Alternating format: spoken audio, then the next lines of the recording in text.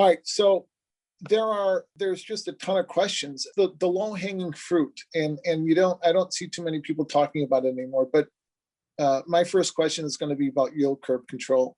With this inflationary pressures. Do people still believe that it's transitory? I don't know, Ira. There's so much going on that I don't even know what to look at or where to look. Okay, well, so that's right. So I just got this from one of my regular big responders, that there's a New York Fed statement regarding Treasury security operations. This is off of Reuters. New York Fed desk is making technical adjustments to its purchases of Treasury. Desk is updating the material, so I don't know. I'm going to verify this. I just got this as we're talking. So re-ask that question in regards to what I'm looking at here. What's the Fed going to do?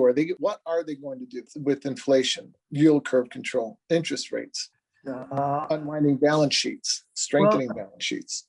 Well, of course, the Druckenmiller interview on CNBC got a lot of, and of course, they don't ask him the right questions because, they want headlines, and rather than digging into things that are going to, I mean, they got him there, but they never finished it by asking him, do you see outright yield curve control? Now, people told me when I raised that issue, well, he kind of implied it in some of his, I don't care about the implications. The question needs to be asked because it needs to be ferreted out.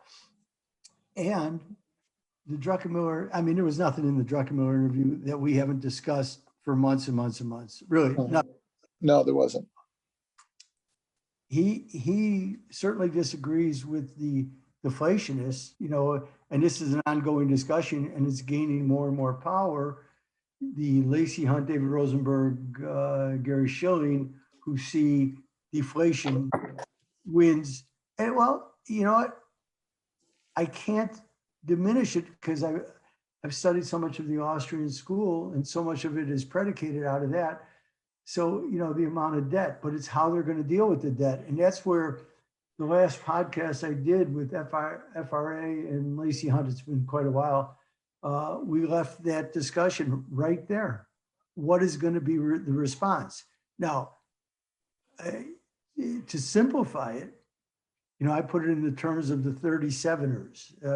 Bernanke's whole existence academically was how to prevent what economists saw as the great falls of 1937, which is when the U.S. Treasury went into austerity because the U.S. economy was starting to really, or what appeared to be coming out of the severe Depression recession. And so what did they do? They were in a hurry to rebalance, to balance the budget for all the spending that it took to do that. And the Fed started raising rates. So at Milton Friedman's 90th birthday, which I actually, I wasn't at the birthday, but he came to the floor, and I escorted him around with Leah Mohammed. I was invited to do that. But at his birthday celebration, Bernanke famously said, "We won't make that mistake again, I promise you." And that was, part of Friedman's keystone work too, and the monetary history of the United States, published with Anna Schwartz. So that's what they're worried about. And they will do anything to prevent deflation. Whereas those who perceive deflation believe that the debt overhang is so great that that it's going to weigh on, and eventually those deflationary forces, because you will wind up with, of course, every time you have a financial crisis, you do wind up with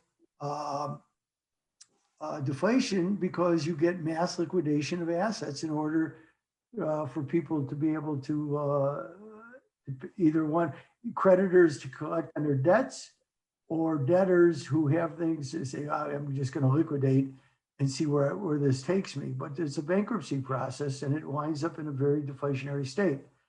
Or how far is the Fed going to go to prevent that? my sense has always been that they will do all they can and you will not see deflation set in. Now, did we have disinflationary forces because of globalization? Absolutely. And it's been a big part of my argument.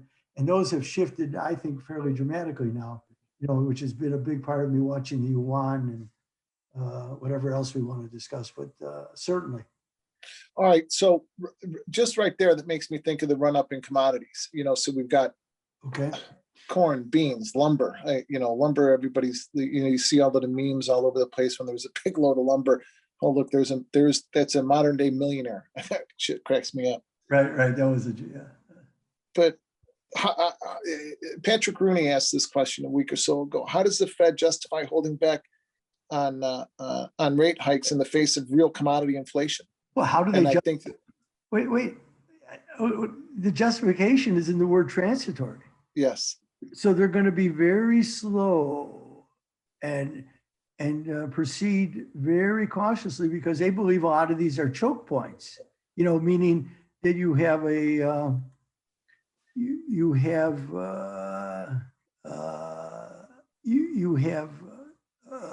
that this is due to supply disruption, so to speak. Now, my point is that, well, if that's the case, and what I listened to David Kelly from JP Morgan, I've listened to others, but then you have to explain away to me how food prices have soared in the face of massive harvests, of massive crops. You just saw Brazil bring in a 5 billion bean crop or more. And yet global stocks are down, although we wonder what is China counted in that? My point has been that the Chinese have been stockpiling. And when I was on with Rosenberg a couple months ago, that's a projected point I made, and he challenged it going, well, how do you know that China? We don't know that China can be stockpiling. And I said, I'm looking at the yuan and I'm looking at what grain and iron ore. I said, these started lifting fairly dramatically long before the GDP numbers started to turn upwards. I mean, you can go look at the charts, May, June, July, August, September. You already start to see commodity prices turn rather dramatically. I'll make it simple, of course, but the Bloomberg Commodity Index has a lot of energy in it. And I'm not necessarily concerned so much about that energy, but the low in that index was made in late April at 59. By September, it was already up to 72, 73. So you almost a 25% appreciation, and yet the economic data hadn't turned. So what was going on? And that's, as in trying to understand in the way that we do context and nuance, why was that taking place? And my sense was because I overlay the yuan with it, and it definitely fell on the Chinese because somebody was buying a whole lot of stuff, and it was doing it with the yuan rallying. Now, in a slowing global economy, the standard analysis was that, hey, the standard analysis would go like this. Well, the Chinese would depreciate their currency in order to protect their exports, right? The exact opposite was happening. Exact opposite. The yuan was rallying as commodity price. So it tells me that the Chinese were massive buyers. Everybody else was nervous. They were buying what they needed. And it makes perfect sense because how many people are on right now, Manny? 20, 25. Okay. So is everybody somewhat familiar with what came out of the Druckenmiller? Yeah. Right?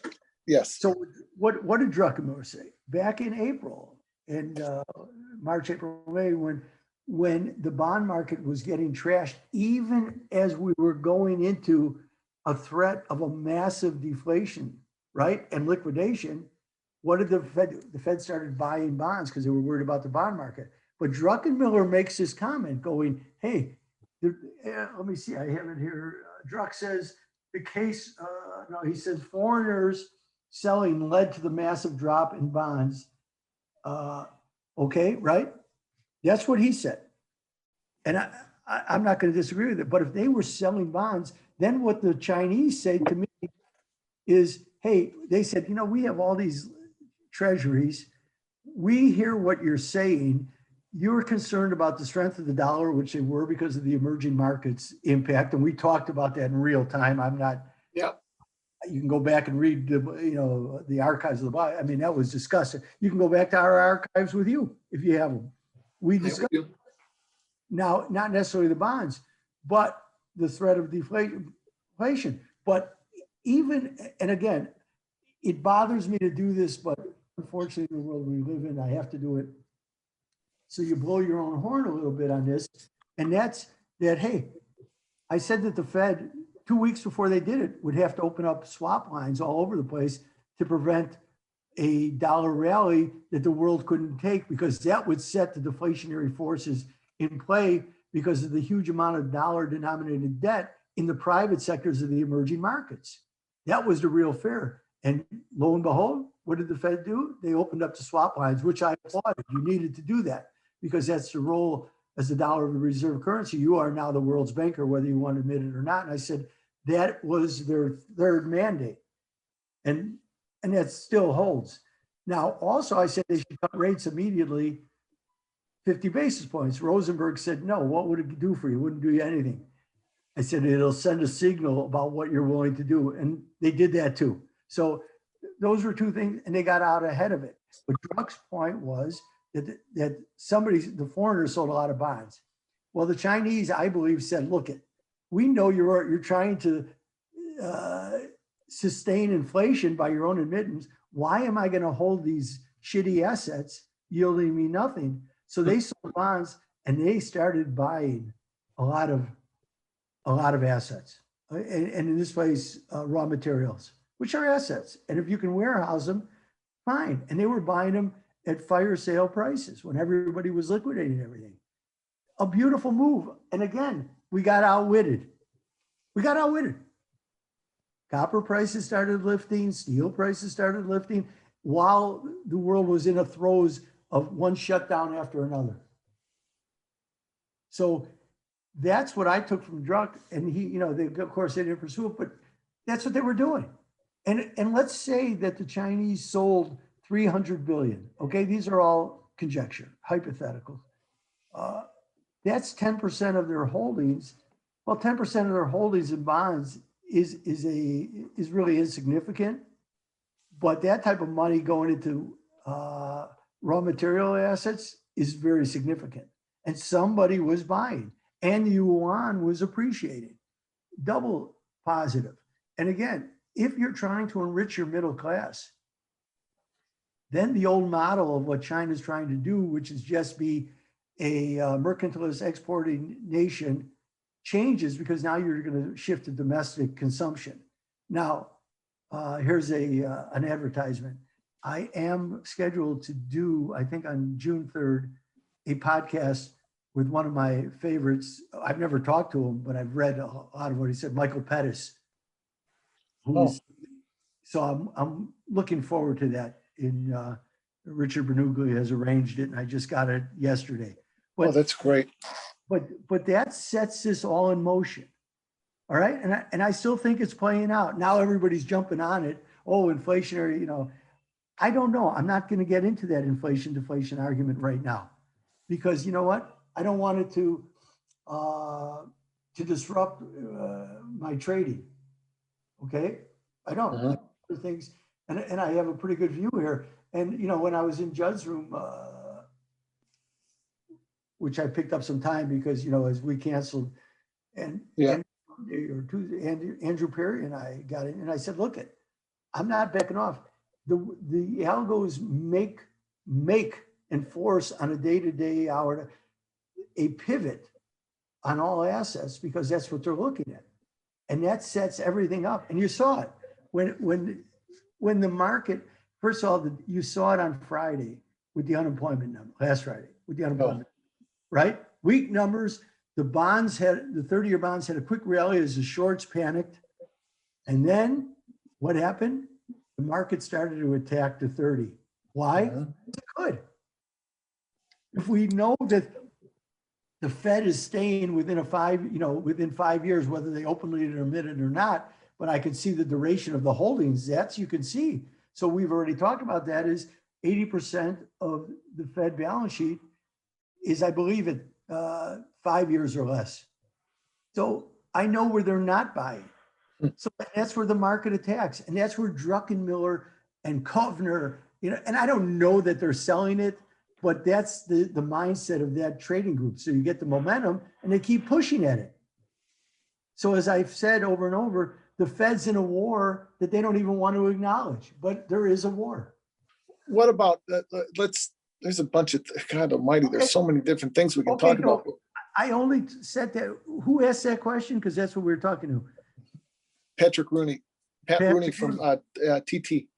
Okay, so I'm hoping Patrick is comfortable with that answer, but that sets the table for where you want to go next, I believe. Well, even making sense of the jobs picture right now. Yeah. McDonald's is talking about bribing people $50 to come interview with them. Right. Well, it's just an anecdotal story or anecdotal evidence on the fact that people in the gig economy. In the gig economy, people don't want to go back to work. They're not incentivized, And I was listening to a conversation this morning on. I was trying to get ready for the day with that guy, Mr. Wonderful, and somebody else on CNBC. I can't remember their names. Yeah. But anyway, one of the guys was espousing the virtue of raising the minimum wage from, what does a guy making $12? What does a person making $12 an hour have to look forward to? Well, who knows what's going to happen? Who knows what kind of experience you gain at that $12 an hour job? Who knows what kind of people you meet, network with, and you build and move up from there, right? Anyway, the point is we can't get people back to work. In the gig economy, people don't want to get back to work. So we don't have we no longer have a building mentality, or a creative mentality in the United States. This is just my thoughts. We're reliant again upon the government. Well, but let me make this point, and I've been very consistent with it over the years. It's capital has been rewarded very well over the last 20, 25 years. Sure. As the forces of globalization have taken charge. The American working person, now I'm not talking again public sector unions, but I'm talking private sector, has really suffered because for the most part, public sector union jobs can't get shifted overseas, right? Right. They're a protected class. And not only are they a protected class, but as I put it in a baseball metaphor, they contribute heavily, especially to the Democratic Party. Okay. And this is not a partisan statement. This is just fact. It's there. The public sector unions are big supporters of the Democratic Party. Well, so the more money they give and the more workers, the power of teachers unions is that they're off on the summer. And when political conventions and political campaigns start to take hold, it's the summer. So they provide a huge manpower for election campaigns. Oh, sure. Right? Has been going on I'll be 68 years old shortly. It's been something that I've seen and lived many times in my life. So I know just anecdotally right there in that story, the most powerful person in the city of Chicago right now is a guy named Vince Winters. Vince is my age, South Side guy. And he's an attorney for the operating engineer union in Chicago. Yeah. He's the most powerful person politically in the state of Illinois because he can deliver the biggest army to go knock on doors, deliver literature, electioneer at places. Yeah. And he's an attorney for a union. Yeah. No, I understand. Listen, I can't stand the Chicago, and I went to Chicago public schools, and believe me, I got a good education, but I also got a good education at home, but I got a good education. But we can get into the sociology of that, and not just by where you lived, but there were things that changed in society. And I'm not going to, because that will just distract us. But right. Sorry. Okay, so the public sector unions have done very well. Very well. And I compare it to baseball because it'd be like if you're my manager, okay, And I have a contract. I get paid $1 million, but if I play X amount of innings, I get $3 million. I have an incentive clause. Okay. Now I'm not having a very good year. So I turned to my manager and said, hey, if you play me these amount of innings, I'll give you $1 million of my extra $2 million you're going to get. Now he stops doing what's good for the team and he'll say, yeah, okay, I'll give me that $1 million. So now we're both ahead, right? That's what I compare public sector unions to, because they contribute not only manpower, but tons of money. So they get massive support, and on both sides of the aisle, by the way. They're not stupid, so they do both sides of the aisle. So they've gotten everything they wanted. They've gotten great pay raises. Private sector employees, from union to non-union workers, have borne the brunt of globalization. Yeah. They've suffered. Listen, it's why Trump got elected. There's no question about it, because they finally had said, you know what? We need somebody who speaks for us. Hillary Clinton was just representative of more of that globalization, and nothing solidified it more when she called them deplorables. Well, but that's who she was poking at. And you saw it, because how many blue collar workers who were traditional Democratic voters crossed over to vote for Trump. Yeah, a lot. It scared the hell out of the Democrats, because that was a real tell for them, because even a guy Trump could get their support because he was speaking for them. Whether what he said was great or not, but somebody finally had a voice, and the more that he pushed at the self-anointed elite, the more influence he got, right? Yeah, absolutely, no doubt. So it lies there. So yes, but maybe people aren't as stupid as people want to think, and they go, hey, I've gotten this money from the government. I'm still getting checks. I see how desperate people are. Maybe I'm going to hold out for higher wages. And right now, they look pretty smart. Yeah, you're right. Well, they're getting signing bonuses and they're getting an incentive. So they'll come back to work. Well, maybe it'll be $16 an hour. Anecdotally, 2 weeks ago, I went to pick up some Chinese food. They're still not open to sit people, but you can do takeouts. So I picked up some Chinese food, and I'm sitting in the pickup spot, and I drive. I'm totally out of Chicago. I closed on my house, but I have a 2013 Lexus I bought from my sister-in-law when my brother-in-law died, because they were going to rape her over the resale price of it. So my wife said, it's her sister. Okay, so I bought it. So I'm sitting in my parking spot. A guy drives up in a brand new SUV, and he rolls down his window to pick up his order. And now he's getting on the woman. His order comes out first, but my window's open because it's hot. I'm in Arizona. It's fairly warm. And he starts in on her. We go, do you have my extra plum sauce? He's a little belligerent. Yeah, brand new BMW SUV, something. So now my window's down. So he starts, to me, he goes, can you believe it? Look at what they hire. First of all, wrong guy to start this discussion with. Wrong guy. So, I'm listening to him. And then he goes, and I just drove past a White Castle, which is new really in Arizona. They haven't had them. And there's a big sign in the window, $15 an hour to start. And he's going, what kind of shit is it paying somebody to flip burgers? Now I had enough. And so I said, people have really suffered. And you know what? She came out with the extra plum sauce. He says, see ya, because I was not having it. But maybe people are a little smarter than you think. And they're going to say, hey, maybe you'll go to $17 an hour. So what we're going to have to figure out from an investment and trading point of view is this: where are these higher salaries going to, or hourly pay going to come out of? And well, if you can't pass it on, it's coming out of corporate profits or whoever. Yes. So that's what we're going to wait to see, by the way. So if it's going to come out of corporate profits, while at the same time we're in an environment where corporate taxes are going to be raised again, what effect is that going to have on the job picture in the future? Well, don't concentrate on taxes. The tax situation is going to take a while to play out because there are a lot of centrists on both sides, Republican and Democrats, who are going to try to fight this in its blown force. So I'm not sure where taxes are going to go yet.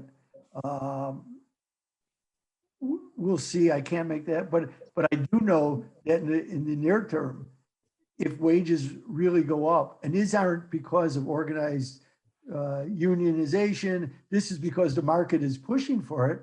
Well, it's got to come from somewhere, right? I can either raise prices to cover it, or I'm going to say I'm going to do with less. So first, they're going to try to raise prices because once you get a price raise, they get sticky and it's tough for them to come down, right? We know that. That's part of inflation and what used to be called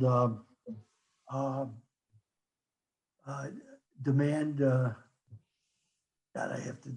My head with the a cost push or demand pull, because when private sector unions really had strength, then it was cost push because they could go out on strike and demand higher wages.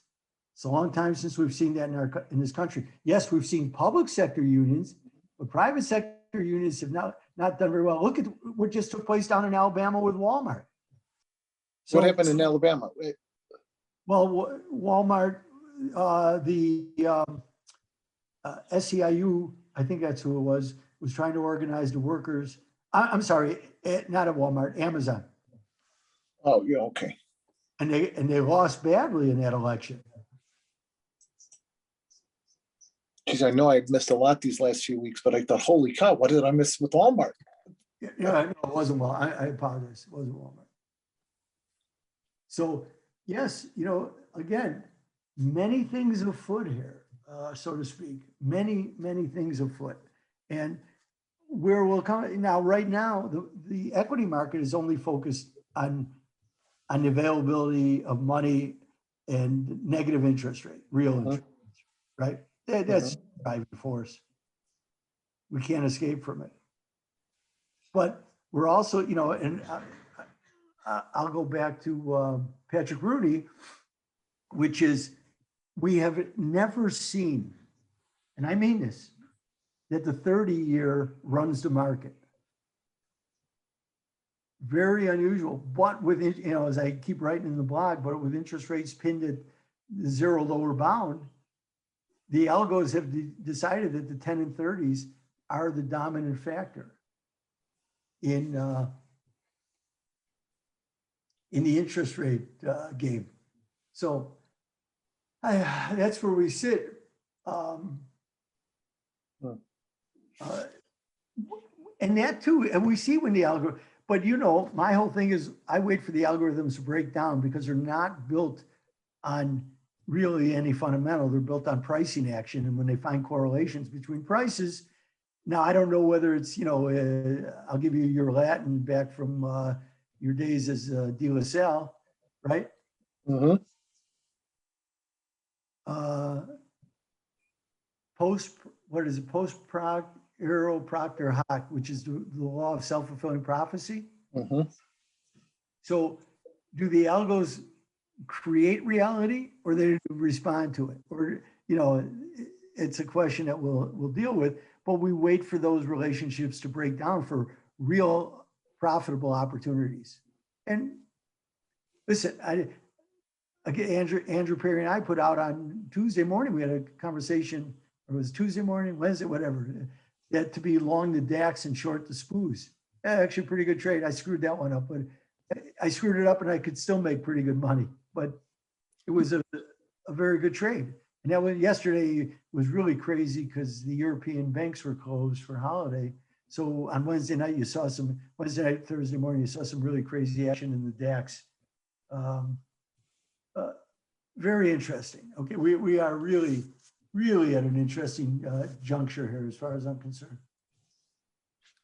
We're at an interesting juncture in everything. just it boggles the mind. And I haven't really been reading much and keeping up with anything these last few weeks, so I am far behind. But just thinking about a couple of years ago, or a year and a half ago, we were talking about, I had asked you the question, I remember I had asked you the question about the yuan or China eventually having an asset-backed currency.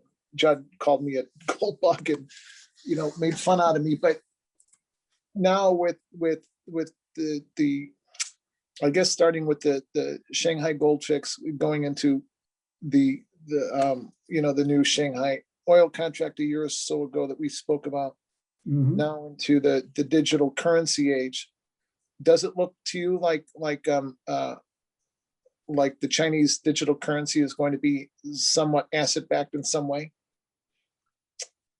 Listen, let's go back to Druck, right? Because when they did ask him about the digital currency with China, and he talked about the dollar. One of the more interesting pieces of Druck's discussion was, of course, about the dollar. Didn't go far enough, but he does talk about it, and everything that the Fed is doing is undermining the dollar as a reserve currency, which then, and they asked him, well, do you think that China, and he said, well, no, they have a credibility problem, and that makes the case for exactly what you're talking about. Because my stance has been, and it will continue to be, that central bank digital currencies, as they're called, and China's out way ahead of everybody. They've already done some real-time experiments. But in order for China to gain credibility, it's going to have to be backed somewhat by precious metals. I'm not backing off from that. I believe I raised the issue, that Singapore has built a warehouse next to their airport to warehouse 15,000 tons of silver. It's only for silver. So, and this is and you can write this down because this is a significant question. And I take this from something that I've advised people to read that came out now 7 weeks ago, 8 weeks ago, called The Longer Telegram. The Longer Telegram came out from the Atlantic Council, and it's anonymous. I read that. You did read it, right? Yeah. Mm-hmm. So it asks over and over again, has China changed from a status quo power, meaning what Deng Xiaoping had presided over, which is hide and bide. So if you buy, which was predicated upon, as you're growing in strength, you don't show it off, you just hide it and bide your time for when you're strong enough to be able to really exert greater influence upon the global system. That's the whole premise of that. So that made them a status quo power. Yeah, we're not this, yeah, we'll do but the world is, the United States protects the sea lanes. Everything is good. We're not disrupting our relationship with Hong Kong. The one China policy stands, but we know that we'll get to Taiwan at some point. What's going on in Xinjiang, we don't have to show those. In fact, we're not supposed to, because we're not trying to make any noise. We don't want to be seen as a hegemonic power. And now have we moved to where they're a revisionist power? Because that's what it is. Now, what does that mean, a revisionist power? And that's, to me, a very critical question.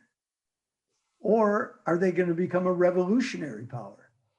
Try to absolutely change the whole existing world order. Okay, that's would be the revolutionary. The revisionist is, well, let's go back and read and undo some of the things that we've been held to. Well, if you're a revisionist power, I'll make the case that they will absolutely go to a somewhat of a metals-backed currency, precious metals, because if they're going to revise what was for them was a terrible time in their history, is when during the Opium Wars and the Boxer rebellions, and you can laugh and scoff at going back all you want, but if you pay attention to what the Chinese actually say, it weighs on their mind. And I did finish reading the biography of Deng Xiaoping by Ezra Vogel. And Deng Xiaoping talks a lot about that.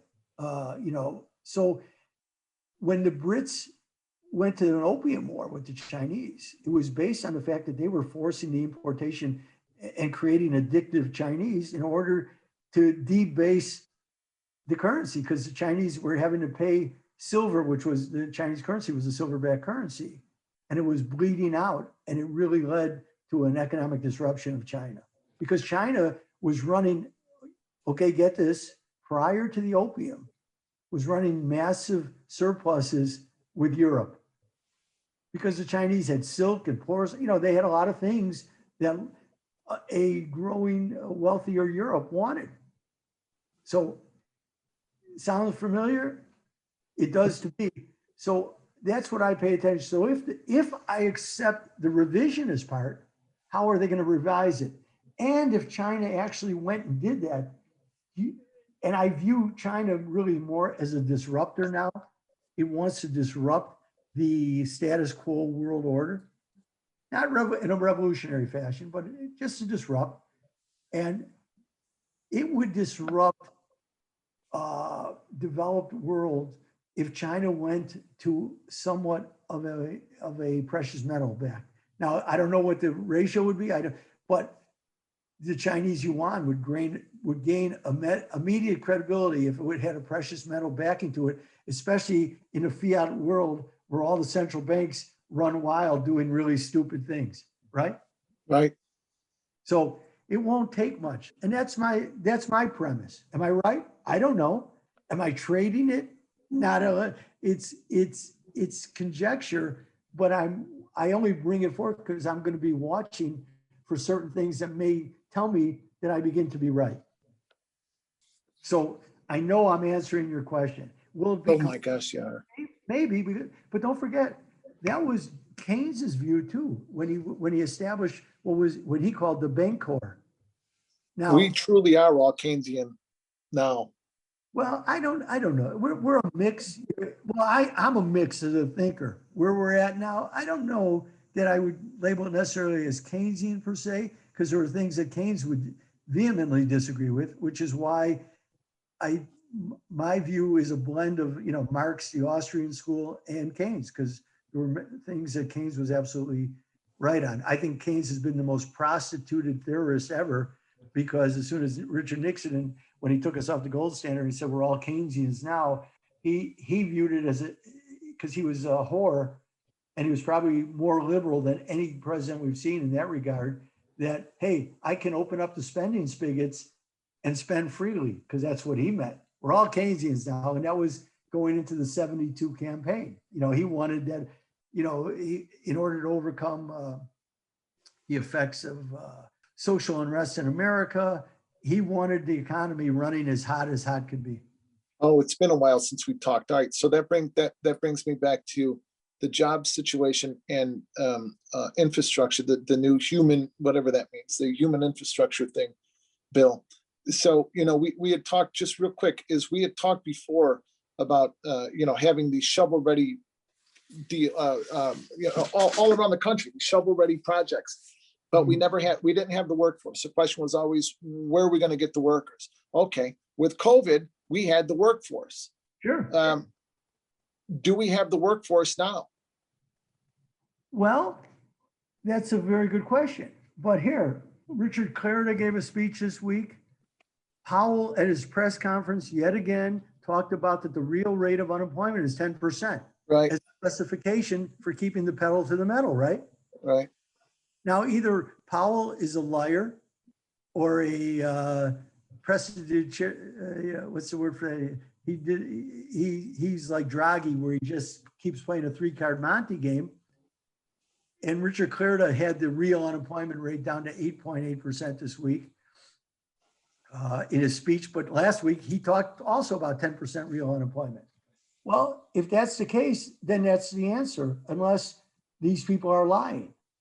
And if they're lying, or, okay, maybe lying is too strong a word. If they're doing a look over here and over here in order to keep pressing their case for QE in the way that they have it. So you know, what are we looking at? So then the workers are certainly available. And it makes my case that the American workers are saying, you know what, screw you. As long as those checks are coming and you need workers, bid up my wages, I'll come back to work. It's just a matter of how much. And if you were working at McDonald's prior to COVID and you were making $11.50 and now they're offering you $16, well, how you doing? You just got a phenomenal pay raise. This really is some interesting stuff. I mean, I'm just stepping back and looking at it, but it all spins around the Fed. Tell me what the real rate of unemployment is. So now some governors have woken up and some state legislatures and go, hey, if you're not going to get a job, we're cutting off your whatever the state benefit is, I think $300, because they know it's not that the workers aren't available. They're just holding out. So where does the holdout end? Yeah. And look at, I have a daughter who's a chef who is so vastly underpaid. She has actually done very well during COVID because the whole restaurant dynamic is changing. And she got a phenomenal job as a private chef for somebody who could afford to pay her, and he has a business and put her on, so she gets benefits. So she's come out way ahead.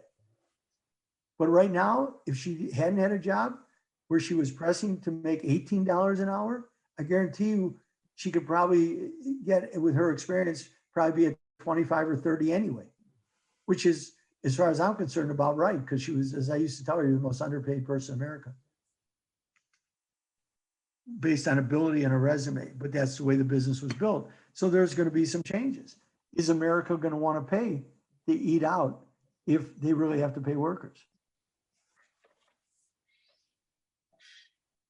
This is some really, I didn't really think of that. I just didn't really think about some upward pressure on wages now with this whole, the government as the main driver of, this is really an interesting, if this was engineered, somebody's a lot smarter than what I would ever imagine to drive wages up in this post-COVID environment, or the beginning of the post-COVID environment, drive wages up by with stimulus. Hey, let's go back to the book that everybody talked about and nobody read back in 2012, Thomas Piketty. And I read little pieces of it, and I read more articles that he wrote and responses to it. It was too big a slog.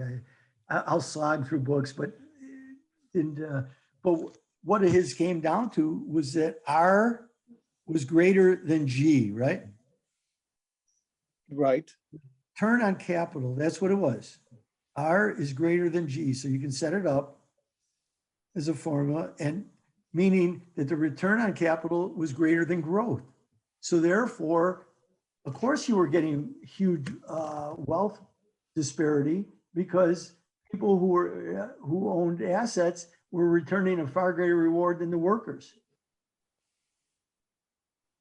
and far outpaced wages. So that's where we sit, right? Oh, That's the world in which we sit in. Yeah. So a lot of this, when you look at it through that prism, starts to make a lot of sense to me. It does. It really does. I'm so glad that I've got that perspective on it now. Now, go ahead. I'm sorry. Will that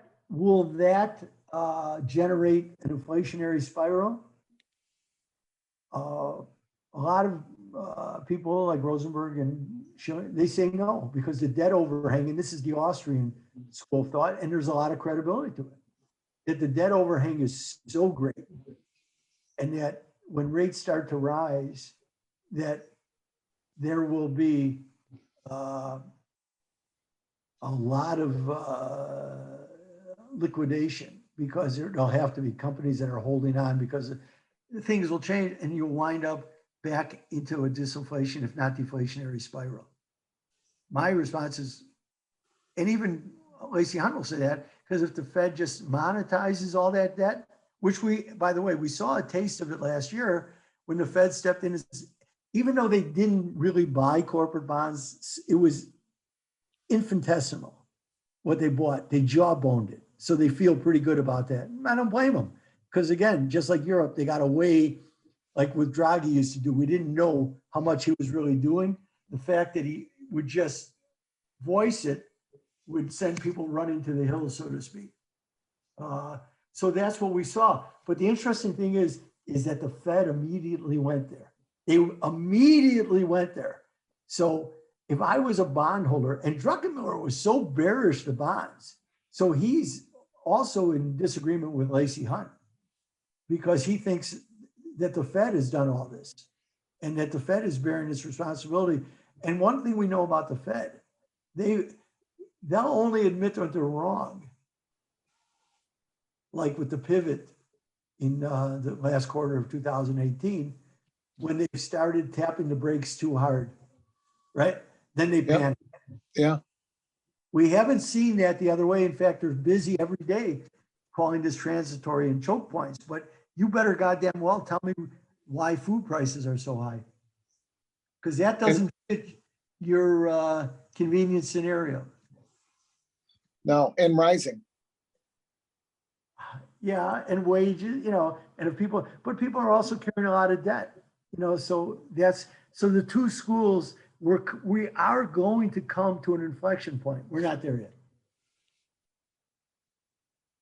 Your last blog post was really good. It was like being in class. As a matter of fact, I meant to tell you that. It was like I always read I always read everything you write, and obviously in our conversations I just don't have I don't have the education to understand a lot of it. That doesn't mean that I can't trade the markets effectively. I've got the process and all of that. All right. Anyway. Well, but better than what I write is there's 37 responses to that. You're right, and that's exactly right. So every time that we speak, I take notes. Every time that we talk, I've got notes, and I go back and I look through my notes. And I look up what I don't understand. Similarly, when I'm reading your blog post, I do the same thing. I look up what I don't understand. Like a real student trying to be a student, and then reading they got 37 responses underneath it between about the sin versus win. Which, oh my God, if you guys haven't read Ira's last blog post, such an important post because it puts so much of the at least for me, so much of the inflation question into perspective through my lifetime from the win, under Volcker all the way from 76 and forward under Volcker all the way to sin. Start inflation now in 08. Now what? I should have made buttons and patented it. I could still probably do it. So if you want to do it, then cut me in on that. That's a great idea. It's easier. It's got to be easier. Well, I don't know. That's not even a question I want to ask. Go ahead. And you can go back to the blog before that, which was the Faber podcast. Yes, that was brilliant too. Which covered a lot. Listen, I am so honored to be tied in with this Financial Repression Authority because I have gotten to people, just like I'm going to be with Michael Pettis. These are people who I've respected for a long time, between Felix Zulauf, I'm doing with Rosenberg. I mean, these are people who and I get to sit down and discuss. And when we disagree, we disagree. Again, it's not about validation. It's about real discourse to try to get to the most investable, successful investments. Hold on one second. So, I mean, that's what we're striving for. Okay, so go ahead. I knew you were going to ask a question. Are you talking to, no, that's all right. I'm not talking to you. I don't care. Okay. What about the weakness in the dollar? How is that? Go ahead. The weakness in the dollar is now it's been weak against the yuan, as I've pointed out, and even Andrew Perry, because there were a lot of people who pushed back against my bearish dollar call on May 24th, and it was almost a year ago, with what I call the famous Wolfgang Schweibel pivot, Schweible is the president of the Bundestag. And when he pivoted and he's severe fiscal austerity, and when he changed it for Europe, I said, that's a critical juncture. And Andrew kept saying, well, that was such a great call. Well, it really wasn't. To me, it just fit what the Fed wanted to do anyway. And we've seen it. So they have to be careful here, because let's go back to the longer telegram, because one of the things that the longer telegram advises over and over again, not to let the dollar depreciate, because it will call into question it as a reserve currency. They warn, whoever wrote that warns it. So I don't know who the anonymous is, but I think that the Yellen Treasury would like a much weaker dollar. The problem for them is this, that, hold on one second. Is this, that everybody else, every central bank, except now Canada is broken for the moment. You've seen what the Canadians done, because they a slight tapering of their balance sheet. But every central bank around the world mimics the Fed. They're all based on it. They don't want their currency to get too far away on a separate policy, because they know their currencies will rally, and they're not convinced yet about their economic rebound. So I have in my hand, this is a month ago, from April 1st, there was a Bloomberg article that said, Lagarde says market can test ECB resolve as much as it wants. Okay. Mhm. And I'll take one paragraph, bear with me, simple. And here's what she said on a Bloomberg TV interview on April 1st. They can test us as much as they want. We have exceptional circumstances to deal with at the moment, and we have exceptional tools to use at the moment, and a battery of those. We will use them as and when needed in order to deliver on our mandate and deliver on our pledge on the economy. Okay? So she's telling the market that, because when US rates were rising, if you think that we're going that right, don't test us, because we have all kinds of tools.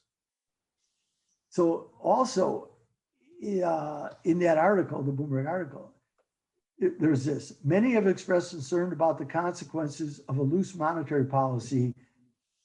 Policymaker Ali Ren, who's on the ECB board, and he's also the head of the Bank of Finland, said in a webinar on Wednesday, fear of inflation coming to the fore. And then he goes, hyperinflation. However, there are no signs of this. On the contrary, inflation threatens to remain too low in the euro area. This is in the same article. First of all, to say hyperinflation is a misdirected major portion. Nobody's talking about hyperinflation. Nobody said hyperinflation. You even raised that. But the thing is that you can see that if US rates are going up, they'll allow European rates to go up, as long as they don't get,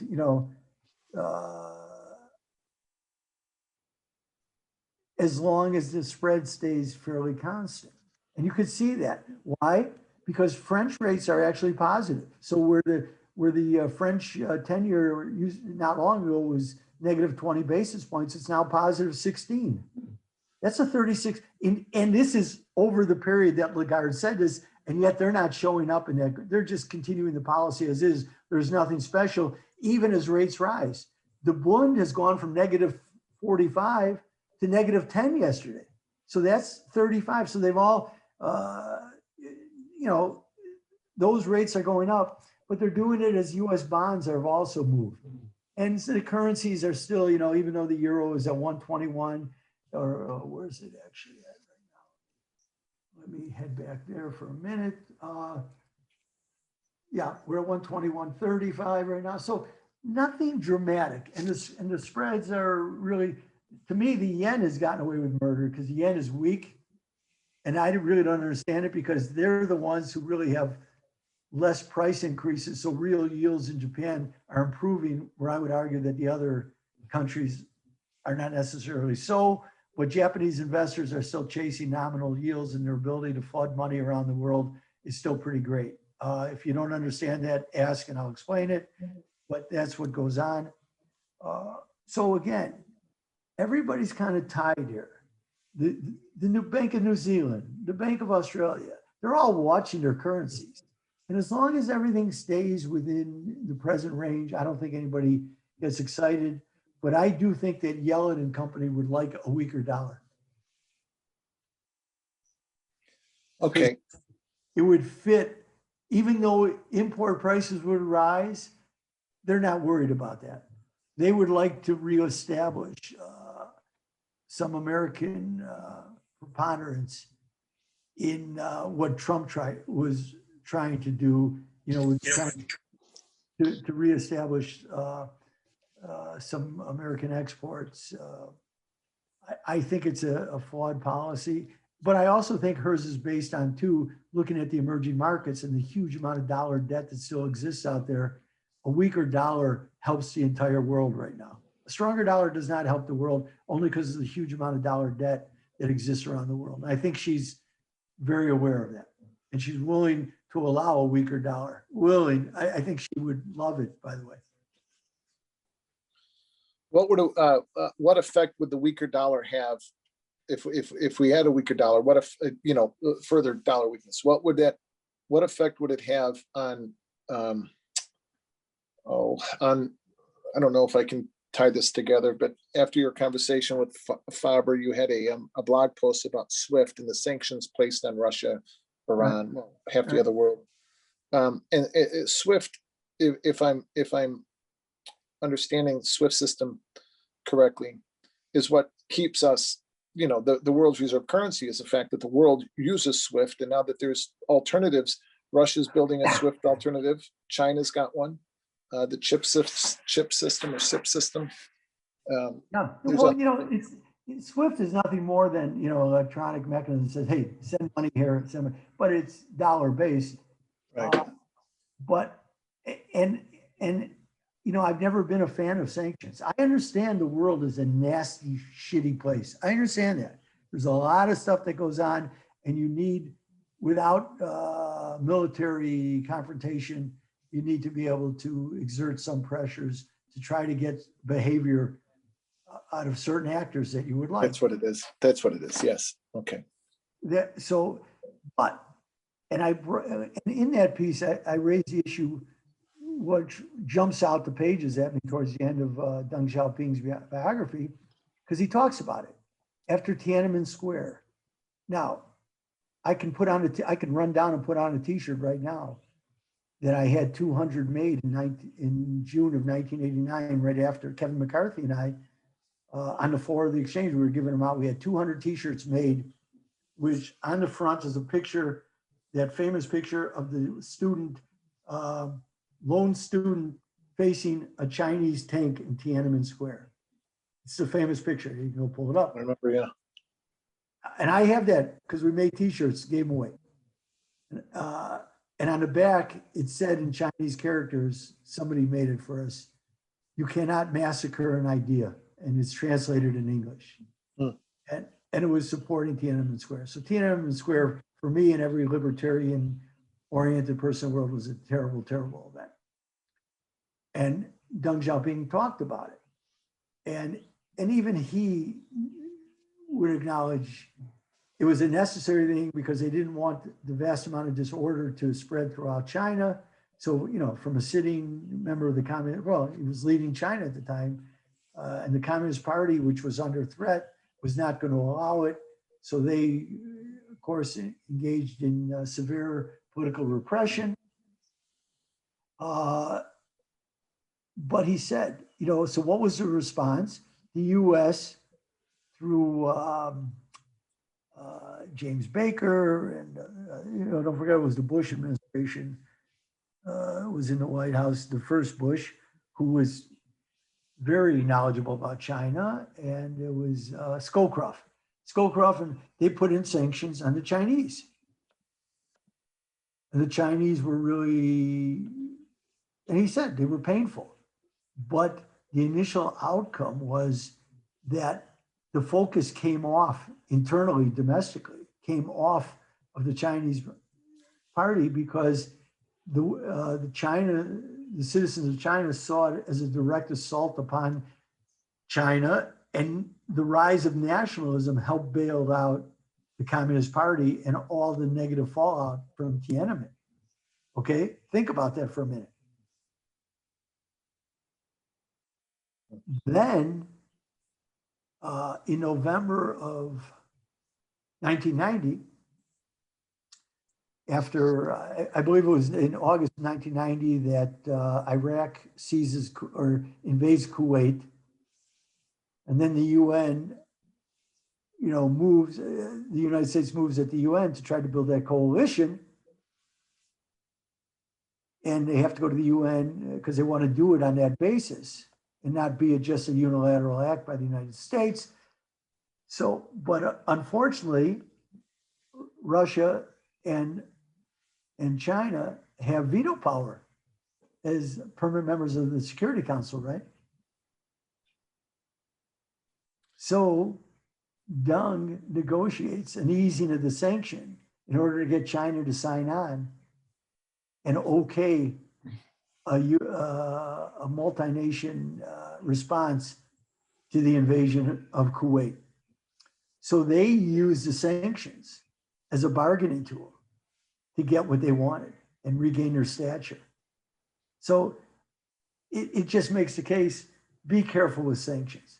And one of the things, and the Chinese readily admit it, is that you start looking for ways around them anyway. And that strengthens you as you learn to walk in the gray areas of the world economy. Somebody in the chat, 5B, I'm not real sure who that is, but wrote, the longer telegram is a decent enough read, but there's nothing in there that's revolutionary new that's not already known. Leads me to believe it's authored by a low-level staffer trying to rattle cages. The approach to China is antagonistic, which will not work. You will not stop, slow down, or reverse China's path. I implore you to read the Global Asia Volume 16, November to March 2021, the Global Asia Volume 16, an equally well-written piece with an aim to answer the longer telegram's point, but with a slightly different approach and one that may be more effective. I will read it. So send me the, Matt, you'll send me the, yeah, I'll get it and send it to you. So let me ask, what's the approach? Because we know what the longer telegram is. It's just an updated method of containment, right? Who wrote that? 5B, are you there? Can you unmute and discuss a little bit?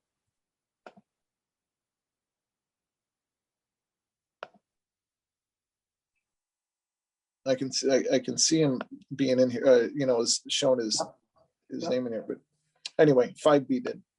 And feel free to unmute and talk. I really likes when, there's conversation back and forth. Yeah, this is exactly what we strive for. Spiros, it's Spiros. Spiros, unmute, dude. Spiros is Greek and he lives in HK. He lives in Hong Kong.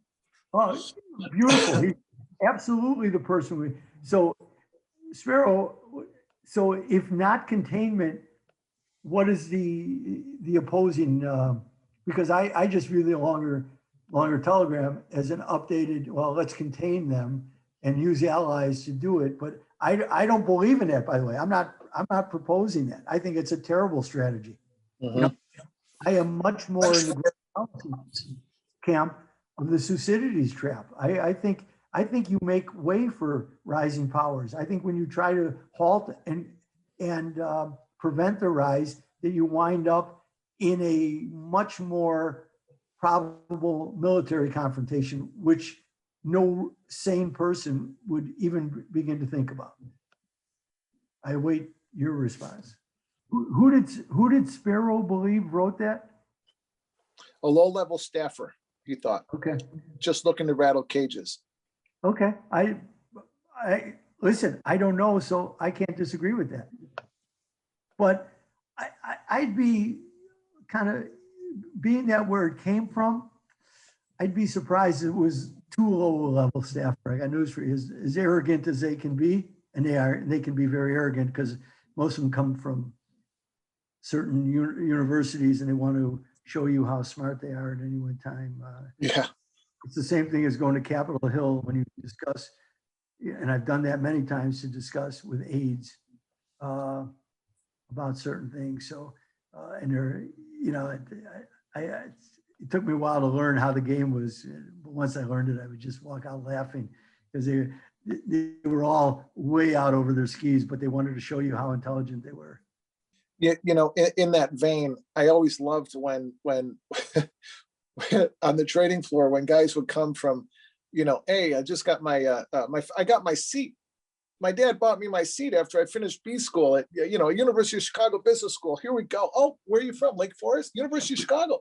Right here. Stand next to me, buddy. Where'd you go to school? St. Mary's of Winona. Don't worry about me. Yeah, right. I love those guys. With the, it was that arrogance. It was. Oh, you know what? As they say, if you came to the trading floor with a big ego and a lot of money, you'd soon leave with a big ego. Or what's the best way to earn a small fortune at trading futures? Start with a big one. Yeah, sure. Yeah, so I actually had a flight today, and it's only my fourth of the year so far. So yeah, things are aviation wise in Hong Kong. Things are not well. I mean, the city itself, Hong Kong, as far as the COVID response goes, is doing extremely well. As far as the whole China thing, it's not doing well. But yeah, aviation is hurting. Anyhow, I read the longer telegram when it was first brought up in the room here, like three weeks ago, and what I found interesting about it is that it addresses every issue with China and the rest of the world, the entire world. Right. Their manufacturing, their method of distribution, the Silk Route, the Belt and Road Initiative, their aggressiveness with every other nation in the South China Sea. Their building of that island in the South China Sea that's like a military base. The exercises with Taiwan, what they've done to Hong Kong, the ports that they're buying, or sorry, not buying, but they actually have. They've invested heavily in 4 major ports. One being Piraeus in Athens, one in Pakistan, I believe. The other is Northeast Africa. I'm not sure if it's Sudan or somewhere else. And I think it's Djibouti. That sounds right. And Djibouti, Colombo, right, in Sri Lanka, right, which is a perfect place because of course it's a perfect. So they've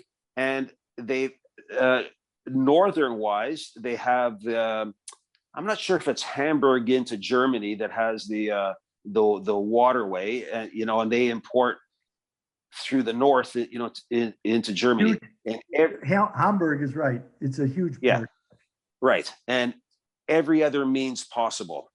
Mm-hmm. Right. So there's no stopping these guys. The 50 to 100-year plan that they have, that they set out, it's built on building blocks of the next five years.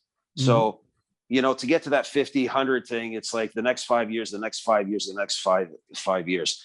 Now, so the point about the longer telegram, it addresses everything, right? Everything that's going on with China that I could see, that I've seen. I mean, I've been commuting pre-COVID times, but I can't right now. I'm stuck here, but I've gotten to know a lot of the mentality, the way they work, the way they operate, their methodology in many respects. how they deal with their people, how they deal with goods, with commerce, you know, with everything. And they're very, very shrewd. We all know this. And you're not, Trump, I believe, had the complete wrong, 100% wrong approach. Okay, slapping these tariffs on China, it did nothing to him. It just, you know, they feigned a little antagonism. Oh, you know, you slap these tariffs, we're going to retaliate.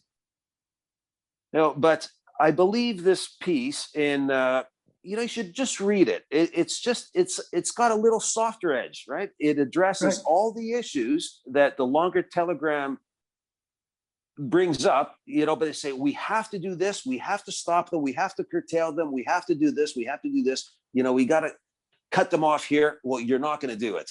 There's no way that anyone in the world, I'm sorry to say, the US isn't going to do it. The EU isn't going to do it. Russia's not going to do it. No, Australia is not going to do it. Nobody will combat China on a unilateral basis. And what this article proposes is more of a collaboration in working with them in unison, and you know, bring things, because they will strong arm everyone and anyone and everyone. You're not stopping them, I guarantee you. And I'm not a fan of them. I'm only saying from the perspective of what I've seen in my time here and what I continue to see, the rate of growth, what they've accomplished, how aggressive they are. And they're really shrewd, man. They get thousands of people, you know, like thousands of minds just sitting down and brainstorming. All right. And, you know, like I said, the 50 to 100-year plan, it's built on 5-year building blocks. And you should see what these guys create here. It's incredible. And they do it quickly. They learn how to do it efficiently. And, you know, as far as the individual goes, they don't care about them, right?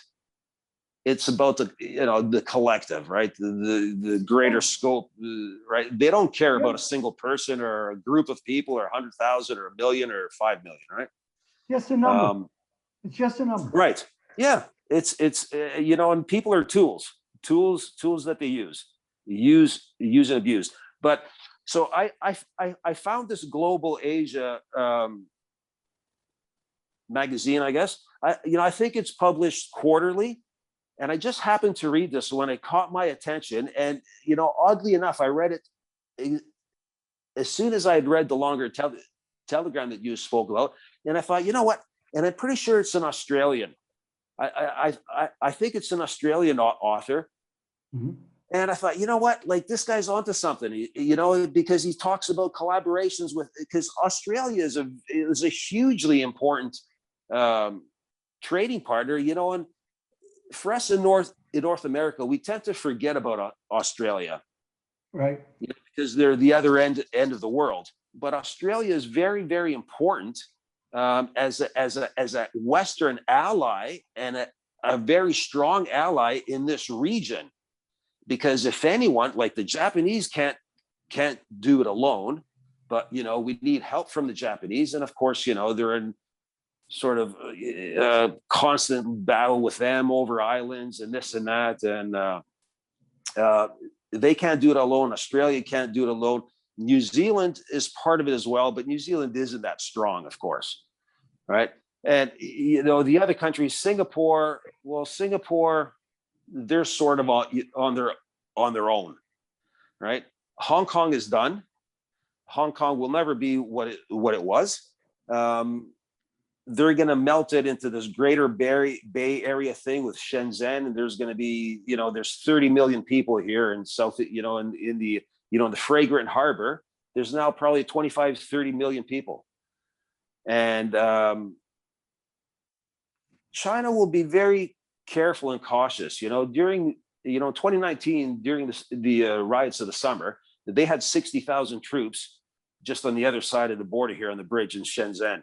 You know, they were ready to come in, but they Hong Kong itself, they only have like 19 or 20,000 of sort of militia type people, but they let them handle it. They see if they could handle it, you know, and, you know, they did. They cracked down on it, and everybody, all the pro-democracy people are in jail. like the freedoms in Hong Kong are gone, but it's still the third behind New York and London. I believe it's still the third highest. It's the word I'm looking for. Like daily trade volume in terms of dollar value. Mhm. Right. So there's a huge market here. Right. There's, you know, financial, banking, everything. It's still quite large. But I said this before a couple of months ago, but a lot of it is kind of slowly sort of moving to Singapore because the writing's on the wall, right? Hong Kong will never be the same. The freedoms that they enjoyed, they won't even see it through to the 50 years that Thatcher negotiated for them, right? In 97. Right. Yeah, with that fat ass Chris Patton. Yeah, I know. He needs to shut up too, by the way. Look, there's, I mean, you know, just off the top, you know, I'm really tired. I've been up all night. I flew, and I'm actually exhausted. But I can't really think of too much more to say at the moment. But yeah, I just wanted to bring that up because I thought, you know, when I read it, I thought it was really well written, poignant, and just a little bit of a different approach, you know, and using the other more of a multilateral approach to not combating China. Sort of work with them because you're not stopping these guys. You're not. Nobody's going to. Right? They've been building. This is a locomotive that's going 100 miles an hour, and it's got mass and weight behind it, and nothing is bringing it down. Okay. Nothing. I'm going to say two things. First of all, who do you fly for? Cathay Pacific. Okay, because if I'm on the plane and you're ever the pilot, I'm going to let you know that because that's a possibility.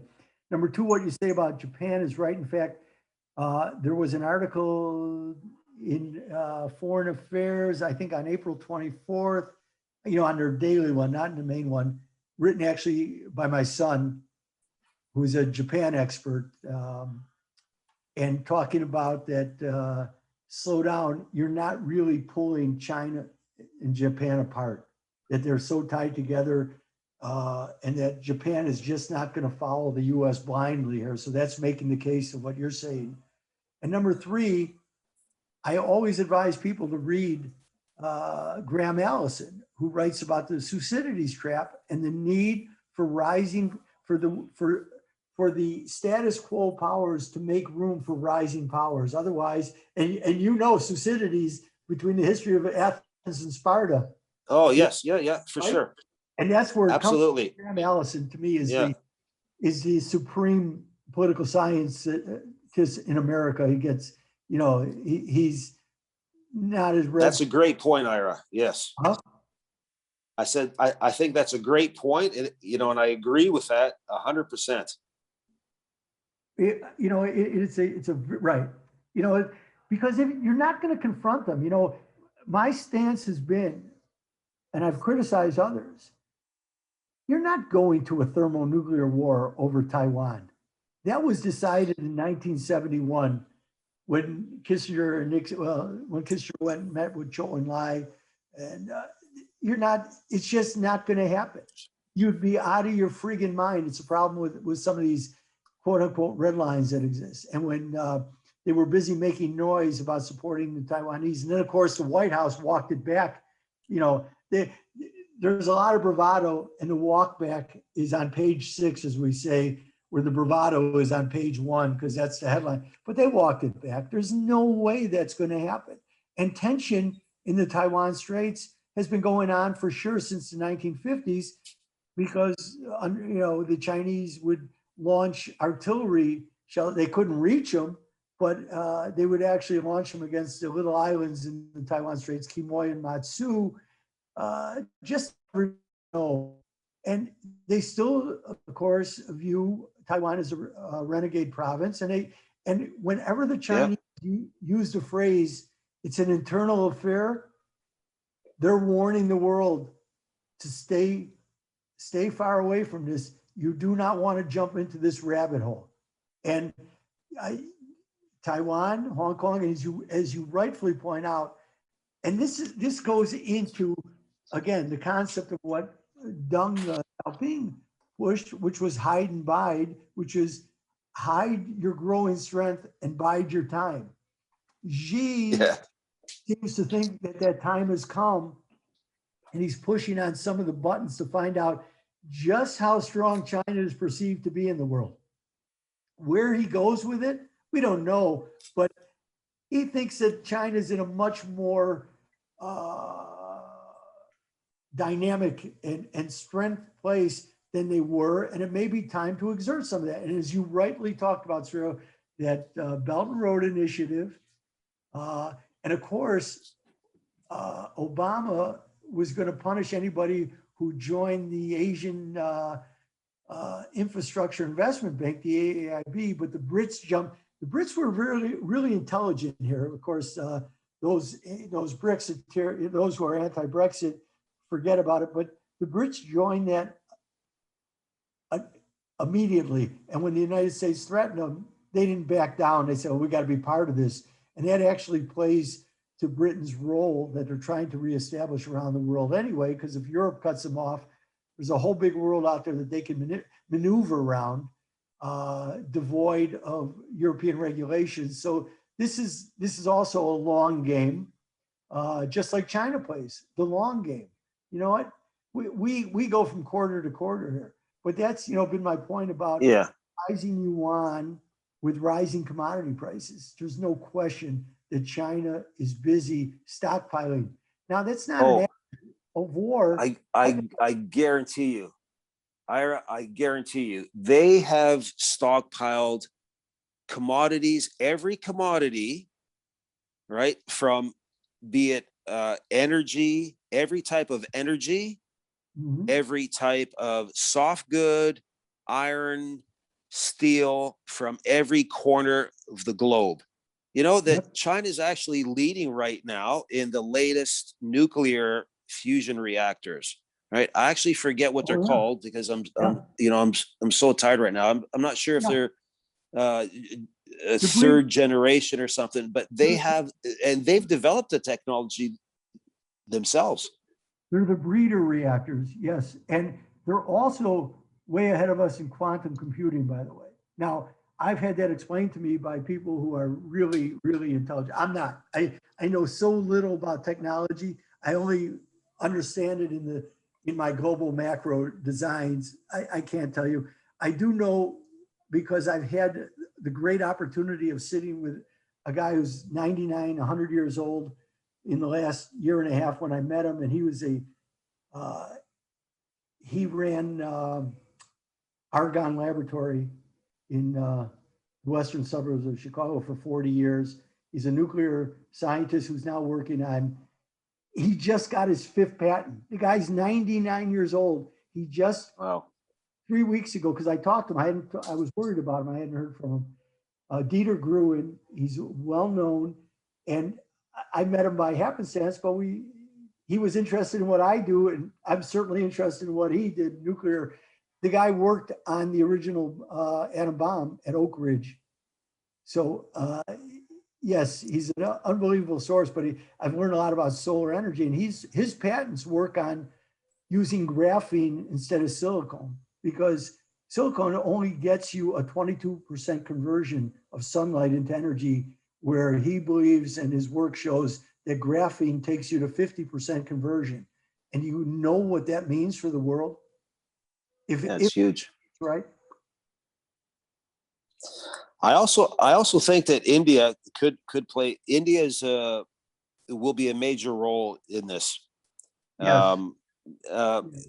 because along with whatever European nations kind of join in, and the thing that you said about the Brits, the UK is smart because obviously they've been in India, they've been in the Far East for 100 years, from the Opium Wars, and before that, and they know how to operate, right? They've been in this region for a century, if not more. They've seen growth in every industry in this region. They're still heavily invested, if not in terms of colonial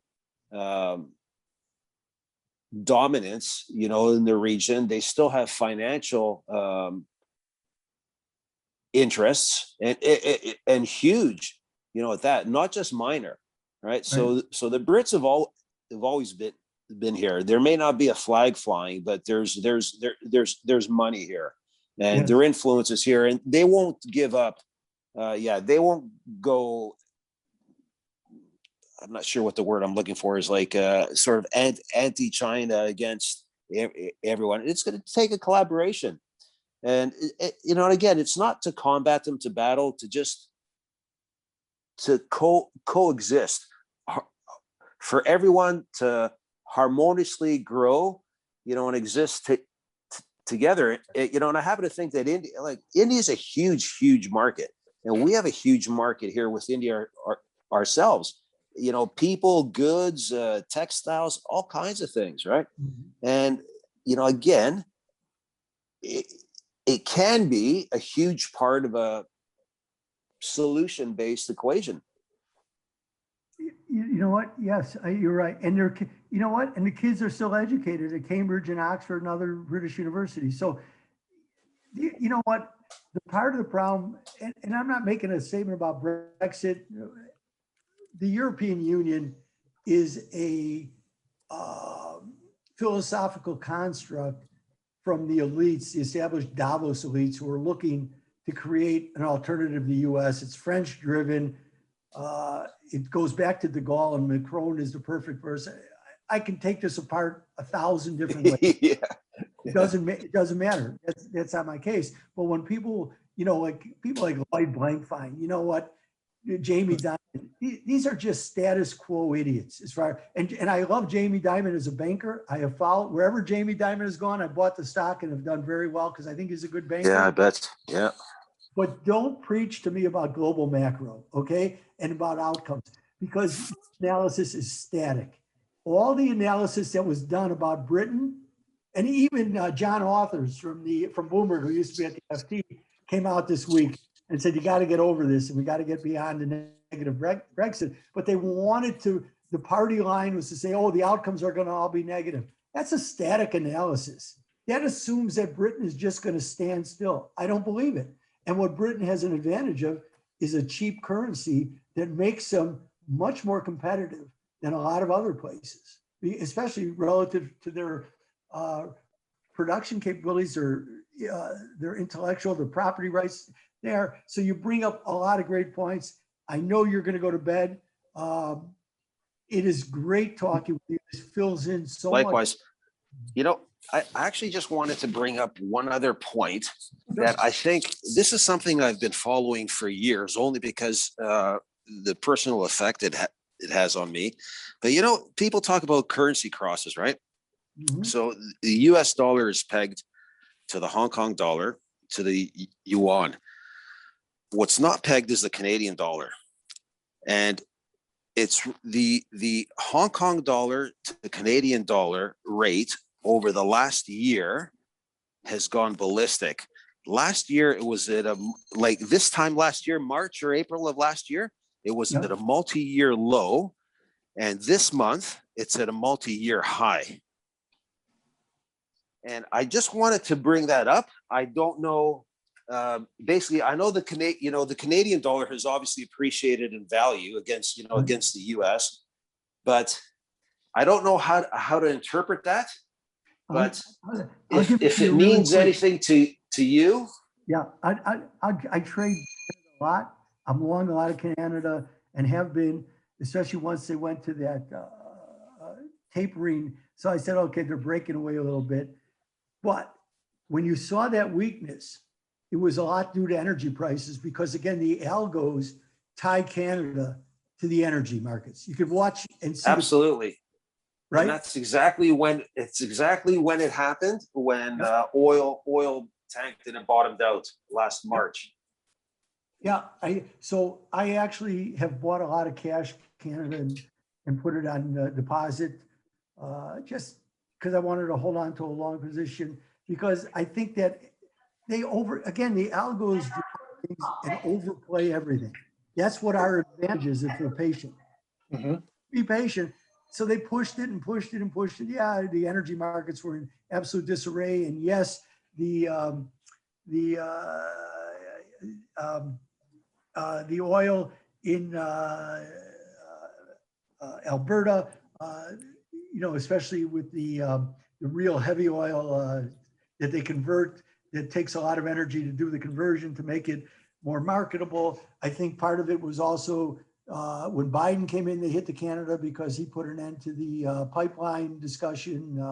So there's been some negatives, but Canada is also a massive raw material, just like Australia. And Yes. Canada also has access through the ports above Vancouver to export massive amounts to China. And the Chinese are brilliant because where do they go pick on? Where currencies are cheap. So when were they buying every soybean they could from Brazil? The Brazilian real was phenomenally cheap. And as yuan was rallying and the Brazil currency was under pressure, where are they going? See, that's exactly what I mean. They're really shrewd and they take time. They have resources, be it technical, human, brain power, computing power, whatever it is they want. I mean, they have the resources, they put the time, and they execute flawlessly on this, right? I think from what I understand, LA Port is the largest on the west coast of the States. Long Beach. Right. And from what I had heard, this is going back at several years. There was a massive amount of LNG coming out of LA going to China, right? Yeah. And of course, when lumber was cheap, look, I mean, lumber skyrocketed. Obviously, right now it's like a 20-year high. But I think there was a lot of lumber coming out of Canada going to, across the ocean as well. Yes, no question about it. You know what? And they bought stuff that they needed with a strengthening currency against discounted currencies.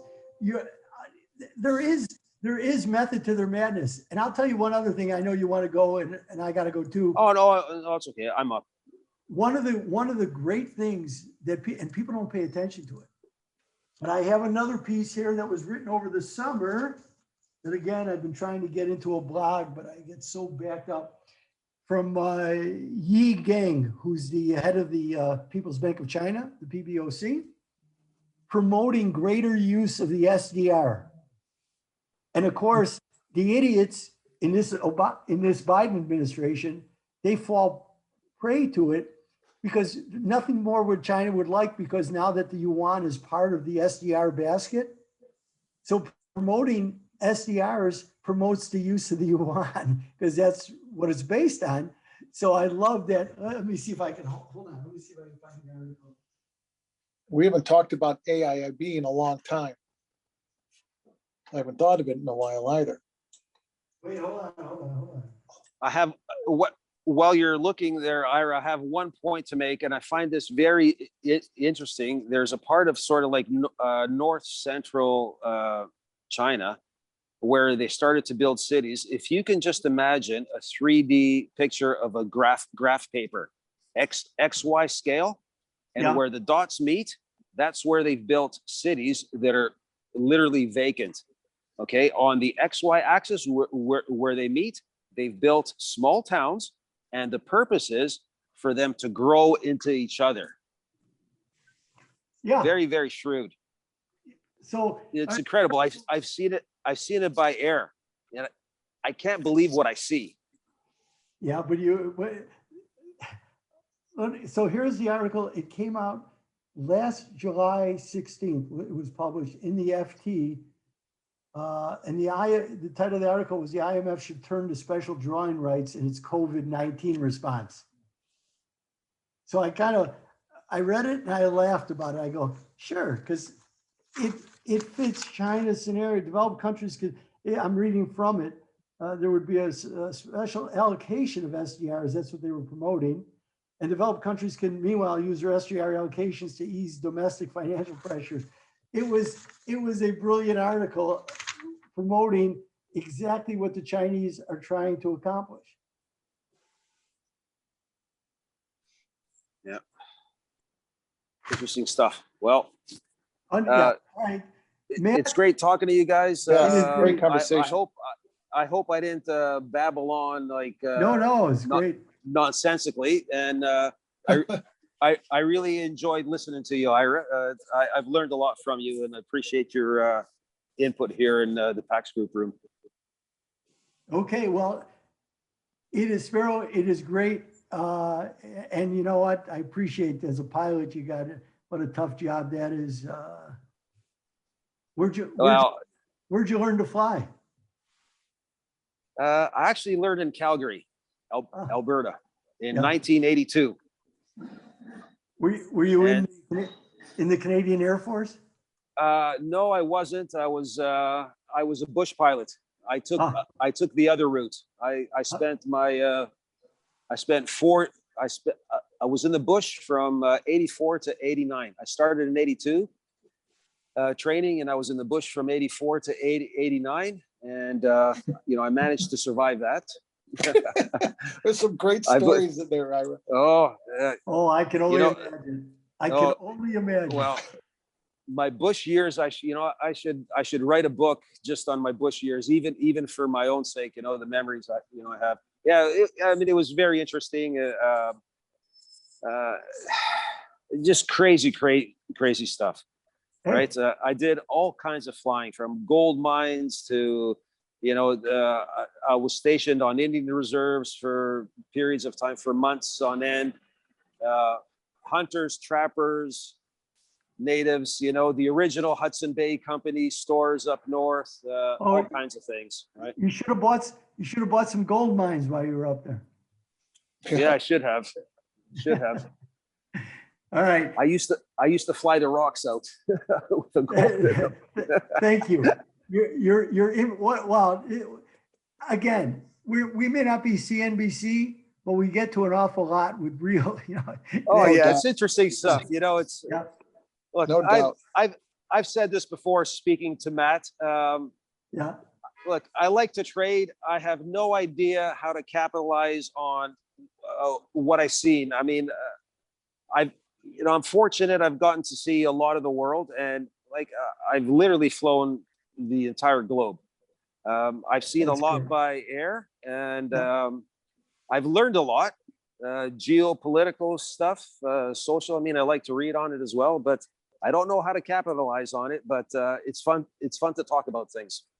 Yeah, it's great. Your input is phenomenal. Your questions phenomenal. So that's how we all learn. So yeah. Yes, it is. Great conversation. Ira, thank you so much for spending a couple hours of your Friday with us. You feel better and keep me posted, because I'm here and I'm down in Scottsdale. I sold the house. I'm done. So I'm hanging until I start traveling to see the kids. But right now I'm just hanging. All right, good. All right, I'll let you next week. Anecdotally, I will tell you. My son-in-law Josh. Yeah. You know him, right? Yes, of course. So he's, his job is he staffs golf courses down in Florida. So they've jumped to what they have to pay beginning workers. Huh. And of course, the rich country clubs, they balk at it. And he goes, there's nothing we can do. If you want, some quality workers. And now he's made a deal with a guy who's a pastor, who works with, people who've come out of prison, not violent people, but, trying to get, so he's getting staffing people through him. And that's amazing. So, as I tell him, I said, you're doing good by doing good. So they've actually built up a relationship. I have to talk to him to see how many now he's placed, but you know what? It's really a good thing. So when the workers of the United States are getting pay raises, I have no problem with it. Now you can say, well, asshole, you're going to bear the cost.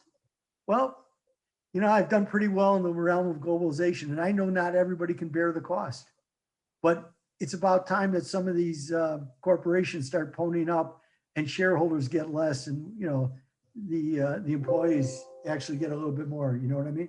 Yeah, I do. I remember being a kid, and when we moved from Bridgeport to Market Park, a lot of the people in our neighborhood worked at Nabisco.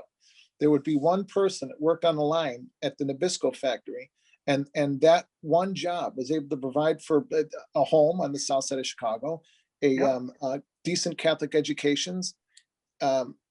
And you know, one, maybe two cars, while the mother stayed at home and took care of the family. And you know, my Uncle Guy worked at corn products for his entire life. Sure, great You know, company. yeah, my Aunt Patsy stayed at home. He was a pipe fitter at corn products. And, you know, you don't find that anymore. Is somebody who's got a job at corn, well, maybe at corn products, but, you know, somebody who's got a job in manufacturing that's got two or three of them. You know, and the Nabisco plant that made the butter cookies Yeah. was on Caldwell, across from the Tam O'Shanter Golf Course. You know, I still remember the smell. Oh of the God, one- yes, that's what I was gonna say. When I would drive to my aunt and uncle's house as a kid, they didn't live far from there, and I could still remember the smell. Yeah. When the wind was coming in from the east, it would blow right over our house in 71st Street, and it just smelled like you were inside of, you know, some Lithuanian grandma's kitchen. I don't know why I just thought of that, but there was the Lithuanians. There were a lot of Lugans in that neighborhood. In fact, that my ophthalmologist is a Lugan from that neighborhood, Dr. Sidri. Beautiful, beautiful. So It's a can great way I for just ask something before you guys go? Yeah, please. Sorry, I don't, you know, and I don't mean to drag this on, but I'm just curious. The increase in real estate prices in most major global cities have skyrocketed in the last year. How is this going to be sustained? Well, I don't think it could be sustainable with wages going from $12 to $15 an hour. But how on earth can anybody afford a $2 million house? Cyril, I asked that same question, having just sold a house, and I didn't sell it. Believe me, I sold it for cheap relative to this market. I just want out, and other reasons, but I was stupid. I cry stupidity. But I look at friends of mine's kids, you know, they have nice jobs, they're making a nice living. But first of all, it's not necessarily in the cities, because what's going on in the city of Chicago, there's a migration out right now. Yeah, there is. It happened last summer, scared these people, and the fact that the teachers haven't gone back in, while a lot of suburban schools did. A lot of people are fleeing, and I use that, the city, and they're going into the suburbs, and they're paying, to me, ridiculous prices for houses. And I keep going, how can they sustain this? Matt, I'm sure you know plenty too. Oh yeah, everybody's taken off. Everybody I know is looking to leave.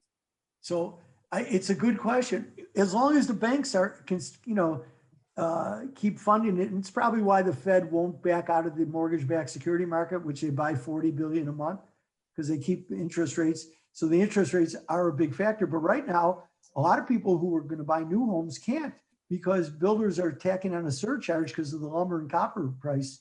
You know, that I wouldn't buy a new home right now, because they have to be cutting corners left, right, and center.